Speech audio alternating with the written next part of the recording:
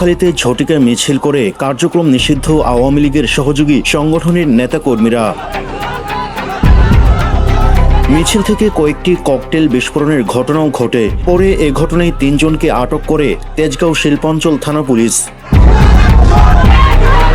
বৃহস্পতিবার সকাল 9:15টার দিকে মহাখালী বাস টার্মিনাল এলাকায় এ ঘটনা ঘটে। তাৎক্ষণিকভাবে আটক ৩ জনের নাম পরিচয় জানা যায়নি।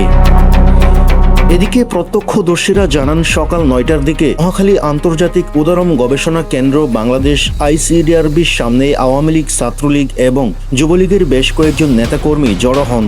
সেখান থেকে তারা মহাখালী বাস টার্মিনালের দিকে একটি ঝটিকা মিছিল শুরু করে। টার্মিনাল এলাকায় মিছিলটি পৌঁছালে মহিলা লীগের বেশ কয়েকজন নেত্রীও তাদের সঙ্গে যোগ দেন।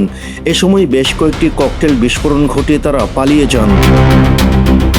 এই ঘটনার সত্যতা নিশ্চিত করে তেজগাঁও শিল্পাঞ্চল থানার ভারপ্রাপ্ত কর্মকর্তা OC মাহবুবুর রহমান। তিনি বলেন, আওয়ামী লীগের বেশ কয়েকজন মিছিল করে তারা 4 থেকে 5টি ককটেল বিস্ফোরণ ঘটায়। পরে মিছিল থেকে 3 জনকে আটক করা হয়।